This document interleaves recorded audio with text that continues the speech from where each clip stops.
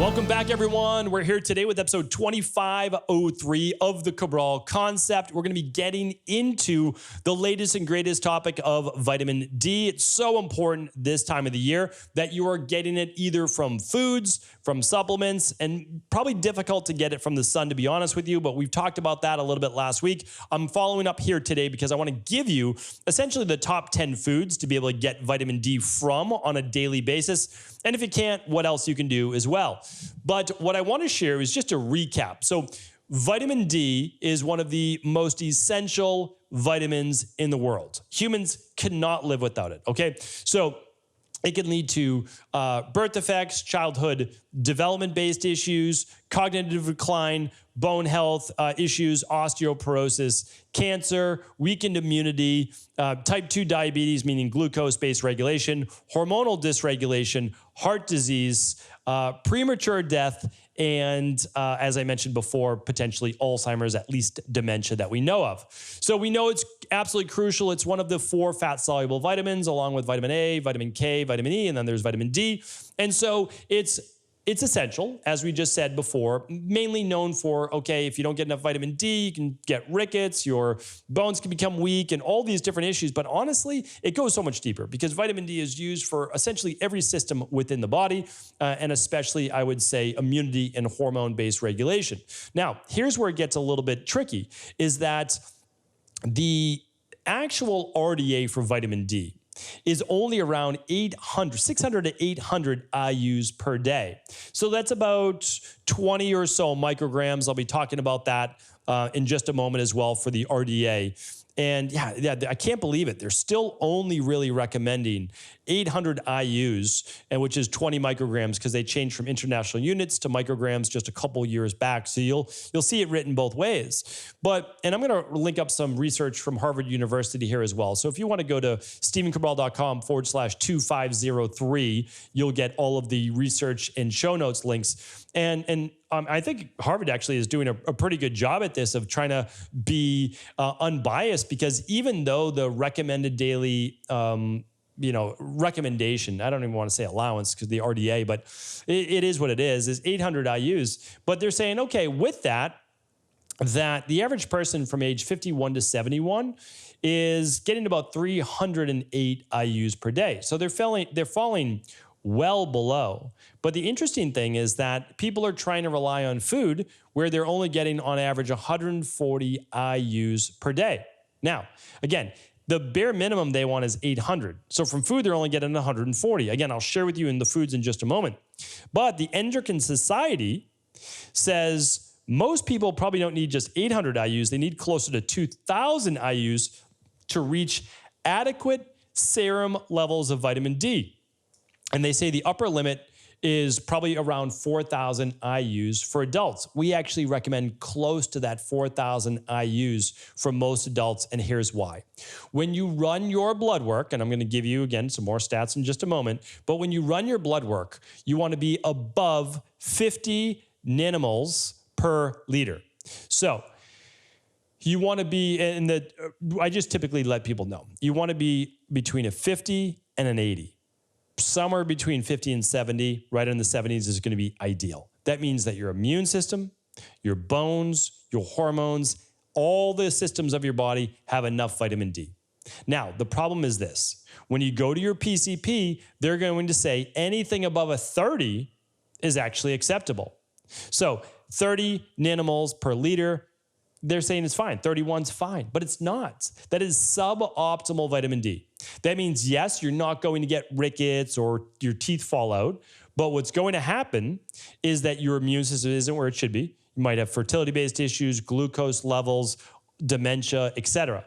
You're not able to balance inflammation as well. So we need to be careful what is acceptable, even like if you checked out yesterday's show, what's average, what's okay versus not. Now, even with that, about 75% of African Americans are below the acceptable vitamin D level, and over 20% of Caucasians in the United States. Now, I don't know where they got 20% from, because in my practice, it's well above that. Meaning if you check someone's vitamin D, they're nowhere near 50 if they're not supplementing or being cognizant of high vitamin D foods. So that's what we're going to move over to next. And then I'll just give you the easy recommendations that we use in our practice. One thing I do want to note is that last week we went over the vitamin D symptoms. So I'm not going to talk about that today. That was episode 2496. I'll link it up though. So if you just head on over to stephencabral.com/2503, I'll link up that show as well to see if you have any of the low vitamin D symptoms, because that's an issue, clearly. So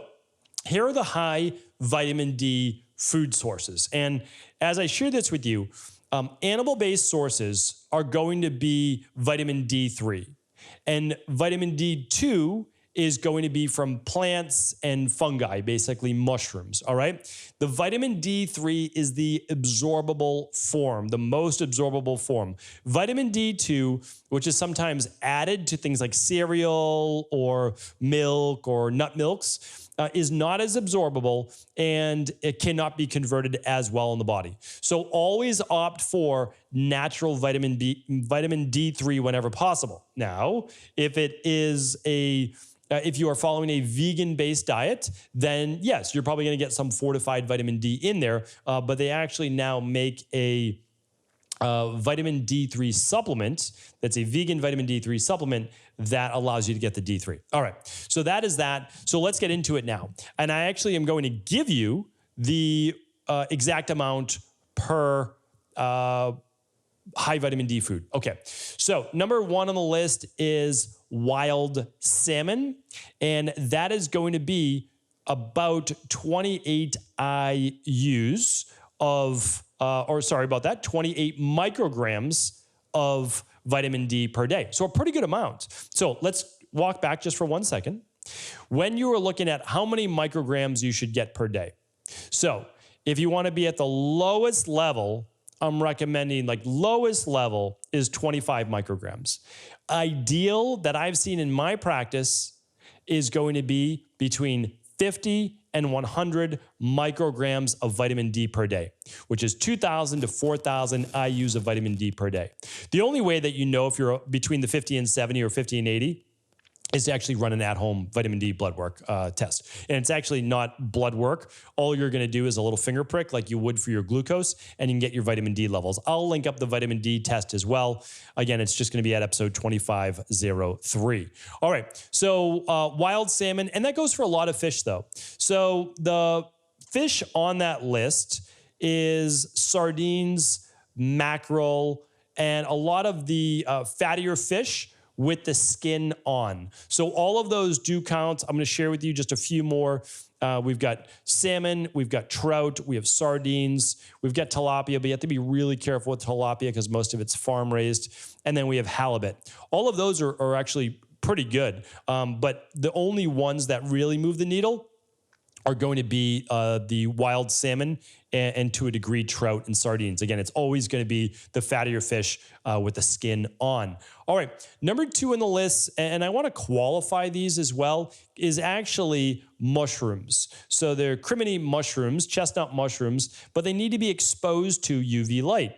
So this can happen in nature, of course, but maybe they are, maybe they're not, right? I don't know, because a lot of these can be grown without necessarily that. So all you have to do, though, is really leave them in direct sunlight, but it should be bright sunlight, for 20 minutes to be able to absorb that vitamin D. You're getting a less qualified vitamin D in D2, but still, again, like it matters, the ergocalciferol, but we're still getting a decent amount at about 27 micrograms. All right, and there are other types of mushrooms that count as well. Portobello mushrooms, maitake mushrooms, white button mushrooms. Those are the main ones that have higher levels of vitamin D. But again, as you're seeing, this is for one serving, and they're coming in about 25 to 50% of what you need. All right, so just keeping that in mind, you're getting about 25 to 50% so far from these particular food. Fortified milk, that means dairy milk, cow's milk that's been with vitamin D added to it. You're getting about 6.3 micrograms. All right, so not even, you're getting what?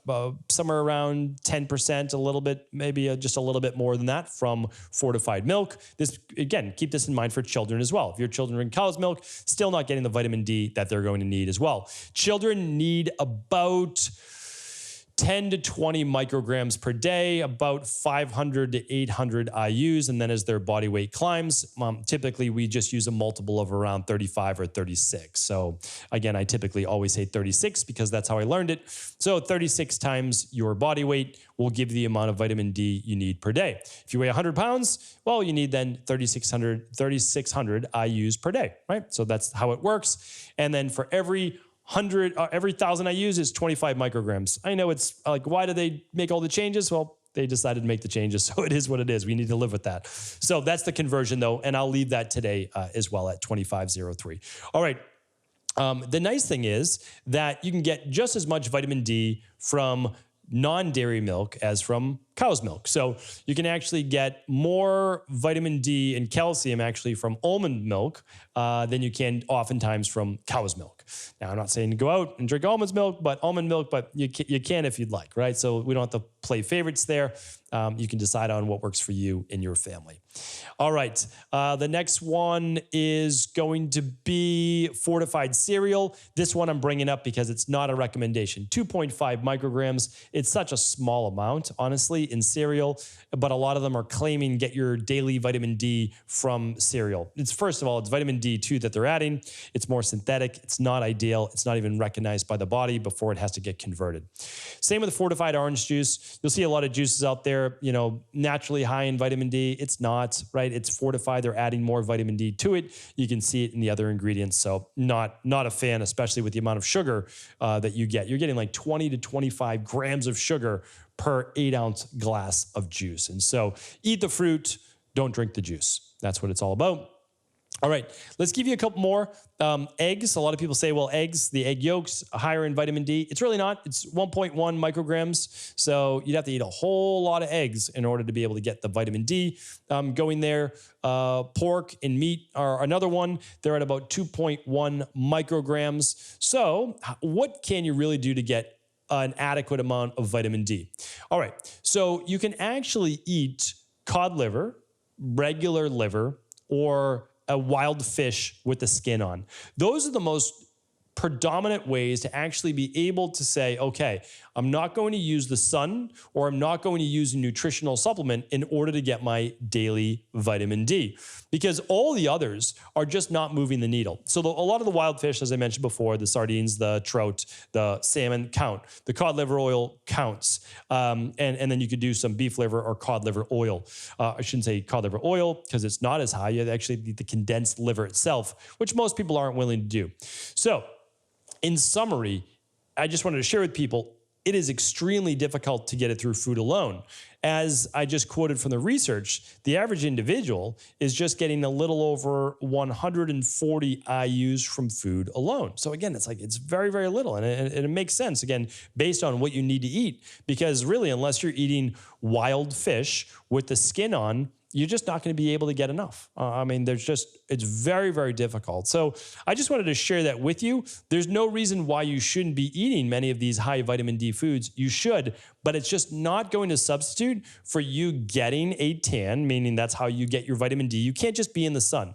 If you're in the sun, it doesn't mean that you're absorbing any vitamin D. There actually has to be some type of photosynthesis-based change on your skin so that you know that you're actually absorbing the vitamin D.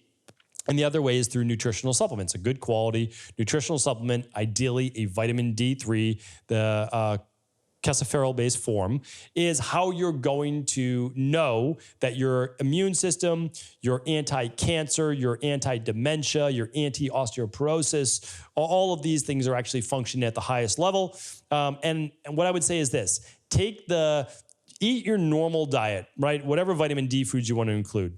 Add some supplementation, 2, 3, or 4,000 IUs per day, which is essentially 50, 75, or 100 micrograms per day. Then baseline where you want to be. Like, do that for a month.